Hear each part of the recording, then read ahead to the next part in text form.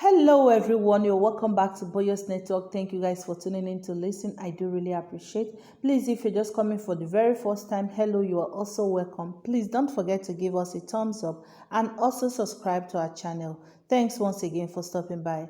In this video, we'll be bringing up updates to you guys concerning Arewaru, the keke driver that was brutally murdered by 3 police officers in Surulere, Lagos. So the story reaching us now is that the boy's mother is lamenting. He said that the shock of his death killed his grandmother who raised him. My mother is dead. They have killed my mother. She died yesterday night over Paul's death. They have not released his body. They have done an autopsy and realized it was those officers that killed him. Now this has led to my mom's death. She was overthinking. It was the shock that killed her. Another of his relations said that there is a lot of sadness here. The grandmother that raised the guy had died.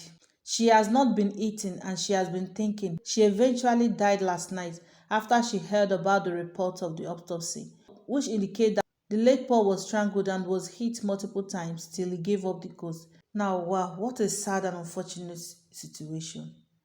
The Nigerian police that are supposed to be protecting life and citizens are the one killing people.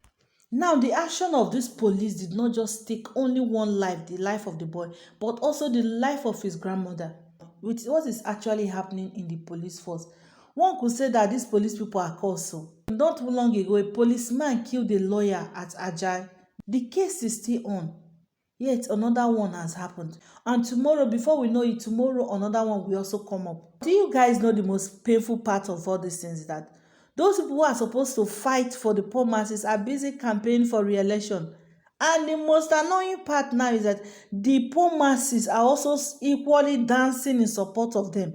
And they are being killed every day. Killings everywhere. Boko Haram they kill, bandits they kill, ritualists they kill, soldier they kill, custom, army everywhere. It's just as if Nigeria is under a siege. Yes, they're actually under a siege. Because Nigerians are treated as a second-hand goods abroad. Coming home again, it is even worse. In fact, they kill them just like that. Nigerians are like orphans in their own country. My advice is that these police officers, they should always undergo mental evaluation before they are being employed and given guns, and from time to time they should try to evaluate them. They have to really check if these guys are mentally fit to be out there. For those who have not watched the video, let me leave the details of how the boy died for you guys to watch. Thank you very much, and please don't forget to subscribe to this channel. Police beat tricycle rider to death for refusing to give bribe in Lagos. Refuse to release cops to family. These stories of police brutality are very rampant in Nigeria, very, very common. As the day goes by, the thing keep coming up every now and then. The two-thirds of estimated 2 million people in Nigeria are below 30, and they have either had an experience, as in personal experience with police, or know someone who has. So now, my fellow people, what is the problem of our Nigerian police? Another one just happened. Sahara reporters gathered that the policemen on a stop and search duty on Saturday intercepted Arewolu, a keke driver. They say this one a new keke while he was going home with his girlfriend.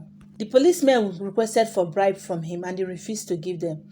And this angered the policemen who made moves to hijack the keke from him. Sahara reporter gathered that in the process, Arewolu and his girlfriend were assaulted and brutalized. Arewolu passed out and eventually gave up the ghost. He resisted and was killed, and the corpse was seized as well, a relation of a deceased told Sahara reporters.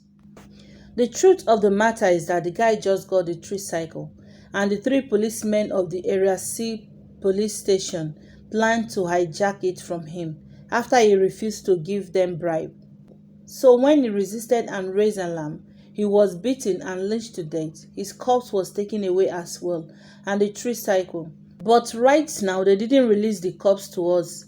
They told us they want to perform an autopsy, that it is the government corpse, not ours again. Meanwhile, we heard that they are cooking up lies to rope the late boy that hard drugs were found on him.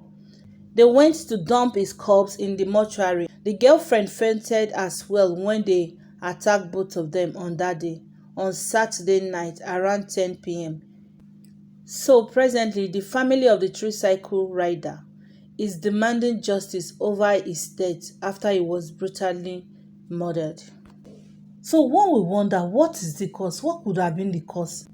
We know, yes, that the problems of that Nigerian police in Nigeria, they are facing problems of poor welfare, poor salaries and remuneration, inadequate funding, inadequate equipment, and so many. We can keep naming them. Why some other person, they said, is overstressed of job, that in some cases the act of police brutalizations are caused by stress of the job. If the law enforcement officer or agency as a whole viewed member of the public as unpathetic or even being hostile to them while trying to carry out their role, they may act out of stress in a tense situation. But despite all this and so many others, I don't think these reasons are enough for them to use unlawful force on people by depriving them of their rights, up to the extent the right to life. Security agencies are the one that's supposed to be upholding the law. Once they arrest you now, the first thing they will tell you is that you have the right to remain silent. But once it comes to torturing that person, they will forget that that person also have the right to life. As we speak now, nobody knows who is the next victim. And that is the reason why everybody have to work together to restore sanity in this country, because it's becoming so unbearable. As it is now, people are afraid of the security personnel as they are afraid of kidnappers and high assassin. Wetin be the difference between both of them? Nothing. No more value of life in this country called Nigeria. But one thing you understand is that this madness will never stop. Until both the government and the people speak in one voice against this madness, it will not stop. But the bigger problem now is that how can the people and the government speak in one voice? With this Nigeria, e no dey possible. The only way it will be possible is that if Nigerians come out and vote in 2023. Apart from voting, also pray that God will put the right people, that will vote in the right people. Because in as much as Nigerians are coming out, everybody are planning how to vote 2023. Some people are also planning to vote in because of their own selfish reasons. Nigerians should vote not based on who know Tinubu or who know Atiku or who know Obi. They should vote and prayerfully do that. If not, this madness will not stop. Our children, our youths, they are afraid of going out. Every now and then you see them harassing innocent, poor young boys.